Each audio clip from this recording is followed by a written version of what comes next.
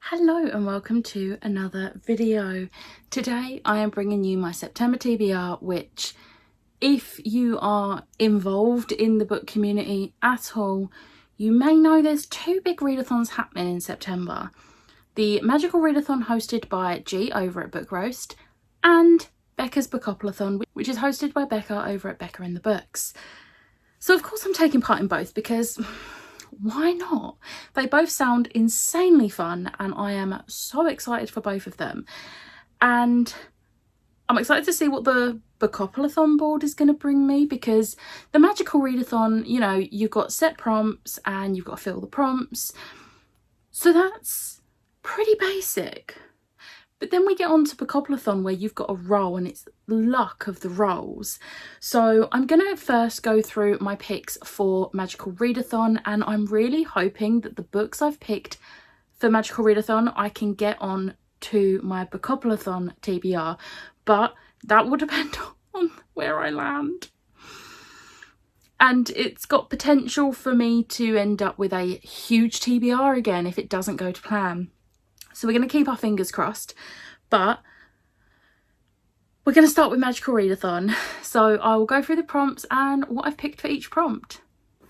So the first prompt for Magical Readathon is the Novice Path entrance, read a book with a map.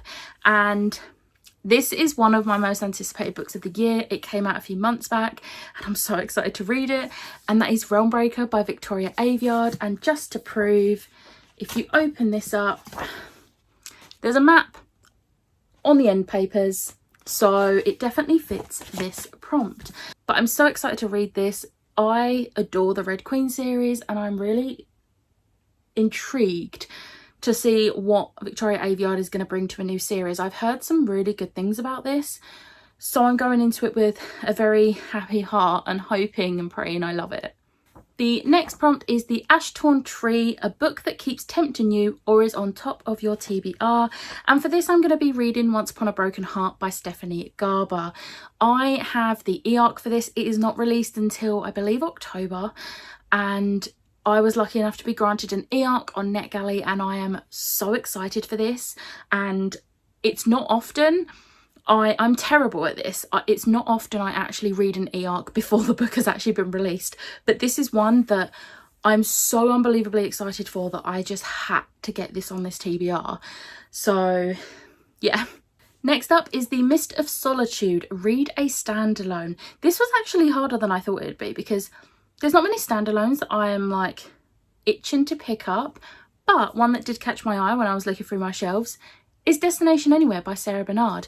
I have read everything Sarah Bernard has written apart from this, so it just seems right for me to, you know, get this on the TBR. And it's quite short. I think it's less than 300 pages, so that's going to help me out considering I've got some chunkers on this list.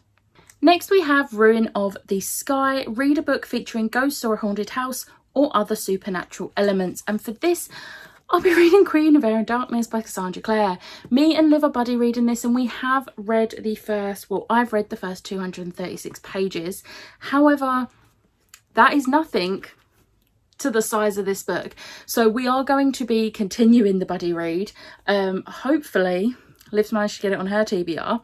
I think she might have. But yeah, we are going to be reading this, and this has got many supernatural elements. So it's got vampires, werewolves, warlocks, it's got everything. So yeah, and this is a reread for me, so this is going to be an easy read for me, even though it is chunky. Next up we have Obsidian Falls, read a thriller or a mystery book. And for this, I'm finally diving into my self-destruct books. The video I posted like 4 or 5 months ago, and I'm going to be reading Nemesis by Brendan Ricus. This from the back of the, well actually, do you know what, even from the front, he killed me not, he killed me. And it's literally, part of the blurb is every 2 years on her birthday she's murdered by the same man in cold blood, but hours later she wakes up in a clearing just outside her hometown, alone, unhurt, and with all evidence of the crime erased. If that doesn't scream thriller and mystery, I don't know what does. But even though it's on my self-destruct, this is one I'm actually looking forward to. So I'm really glad I managed to get this on there and finally make a dent, or make a start at least, on my self-destruct, because I don't want to get rid of these books without reading them. So this is my push to read it. Next up is Tower of Rumination, read a 5-star prediction. And for this, I don't have the physical copy yet because it comes out at the beginning of September, but I have pre-ordered quite a few copies of this, so at least one of them should arrive at the beginning of the month when it comes out. But this is Empire of the Vampire by J. Kristoff. I have a feeling this book might end up on a few people's TBRs for September. I am so excited to read this. J. Kristoff has consistently been a 5-star author for me. All of the Nevernight books were 5 stars. Aurora Rising was 5 stars. Not all 3 of the Illuminae series were 5 stars. I think the first 2 were 4 stars and the third one was 5. I could be wrong on that. It's been a while since I read the first 2, but the third one was definitely a 5-star. But I anticipate this being a 5-star. And I'm going to be shocked if it isn't, because I think I'm going to absolutely adore this. So yeah.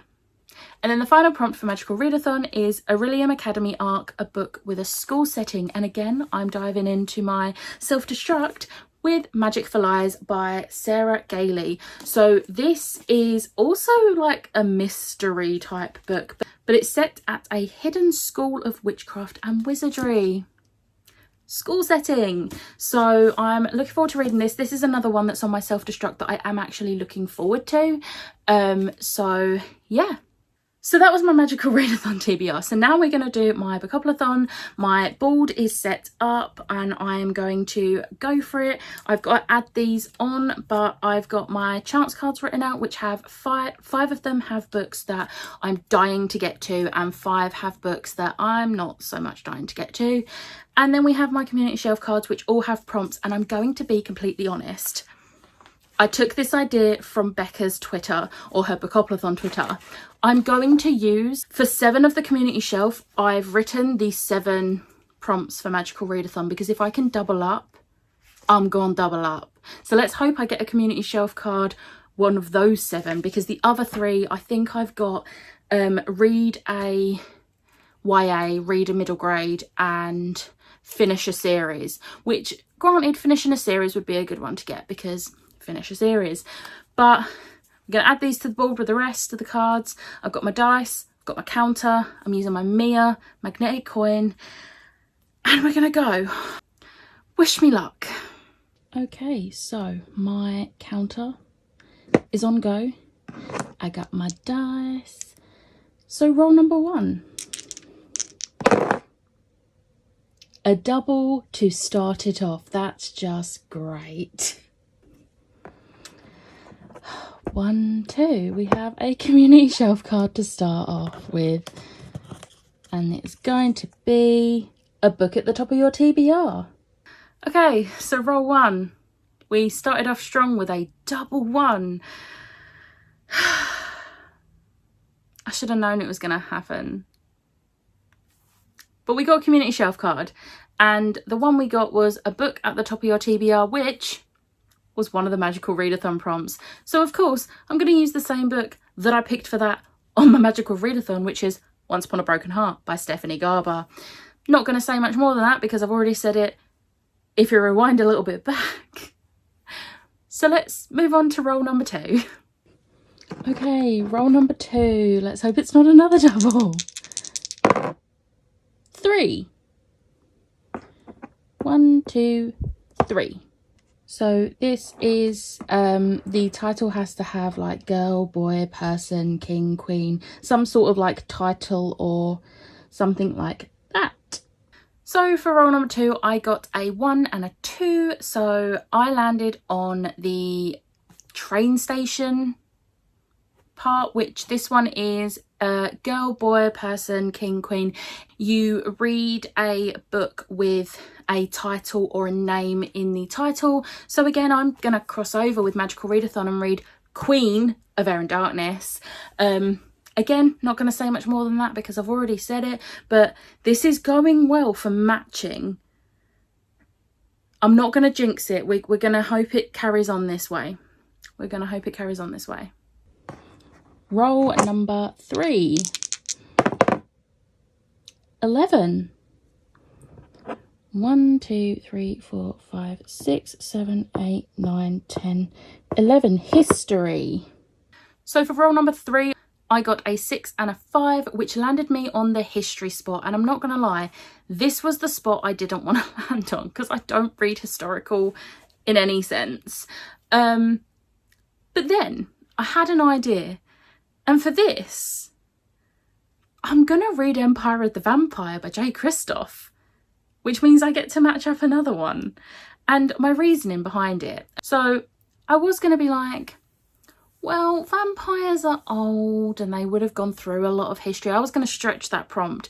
However, I reread the blurb and the blurb actually mentions the Holy Grail, which is an actual real historical thing. Like, so it fits the prompt without stretching the prompt. So I'm really happy with that because we're going 3 for 3 matching so far. Still not jinxing it. Let's go for roll number 4. Roll number 4. 8. 1, 2, 3, 4, 5, 6, 7, 8. Yes, spooky.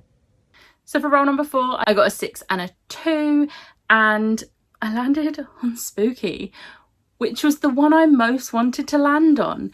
And at first I was gonna pick a spooky book, but I'm kind of saving them for October.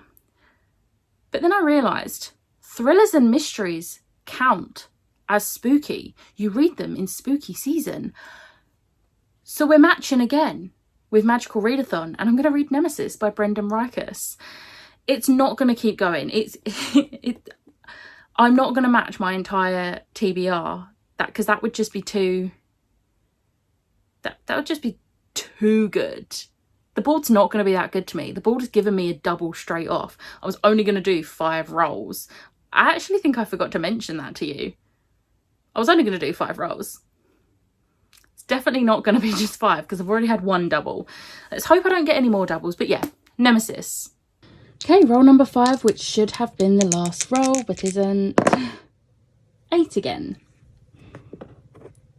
2, 3, 4, 5, 6, 7, 8. POC rep. Roll number 5. I got a 6 and a 2. And I landed on POC rep. And I told you it wouldn't last with matching, but it's fine because I'm getting to add one of my anticipated books of the year. I already have 2 copies of this book. This Poison Heart by Kaylin Bayron. I am so excited for this book. I adored Cinderella Was Dead, which came out last year, and this makes me happy because I absolutely love the writing style in that, as well as the story and the characters and everything, and this sounds amazing. So I'm really excited, and I will probably read this Fairy Loot edition, but I do also have the Owl Crate edition that I got secondhand off of some beautiful person on eBay that was selling it for a reasonable price. But I will most likely read my Fairy Loot edition, but we'll see. And then let's hope this is the final roll, the roll that was given to me by my double one at the beginning. Roll number 6. And hopefully what is the final roll? Roll 6. 4. Let's move these out of the way. 1, 2, 3, 4. Oh, a chance card. Oh, Once and Future. And roll number 6 gave me a 3 and a 1, so no more doubles. Yes, we are sticking with 6 rolls, but this landed me on a chance card, and the chance card I picked was Once and Future. And the reason I'm not particularly happy is because this is one of the self-destruct ones where I'm just like not really fussed if it self-destructs. This was one of the 5 chance cards I put on there where I was like, eh. But this is Once and Future by Amy Rose Capetta and Corey McCarthy. And this is an Arthurian retelling, and I believe it's in space.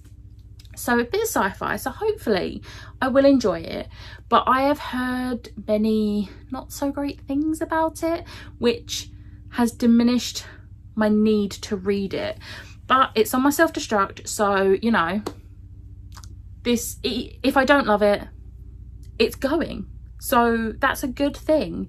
But it's fine. I'm gonna try and get this one out of the way early in the month so I can get it out of the way, because I'm excited about all the other books apart from this one. But yeah, anyway. Okay, so this is my TBR along with Empire of the Vampire, which is chunky, and I'm pretty sure it's over 800 pages, and also Once Upon a Broken Heart, which I think is over 400 or 500 pages, so not ideal. Plus this is not my only TBR, hang on a second. And I also need to add Thunderhead by Neil Shusterman to my list. I completely forgot about this. So I am co-hosting Scythealong with Ashley and Rachel. And obviously in August we have read Scythe, and we're doing a live show at the beginning of September. And in September we need to read Thunderhead, and I've not read this one yet. So I need to add this, and I completely think, although I don't think I could have got this on any of the prompts. So it's fine. It's fine, we're gonna add it on there. So this plus Empire of the Vampire plus Once Upon a Broken Heart is my TBR for the month. I have been buddy reading obviously the Morganville books. So the next book we need to read is book 12, so that's probably going to need to be added onto this as well. And I've been buddy reading the, I'm going to put this down, it's heavy. And I've been reading the Live Ship trilogy with Kelly, and we've almost finished book 1, and I'm not sure if she will want to read book 2 in September, but that is also really chunky. So what have I done? What have I done? Oh, I mean, I'm grateful for the board being as nice as it was, because even though I did get one double, I managed to fit four of those 6 Bookoplathon prompts are the same books as my magical readathon. So it's not too bad. I think the only reason it looks so intimidating is because how many big books there are on it. Because my TBR is now 10 books, which is a standard amount of books for me in a bad month.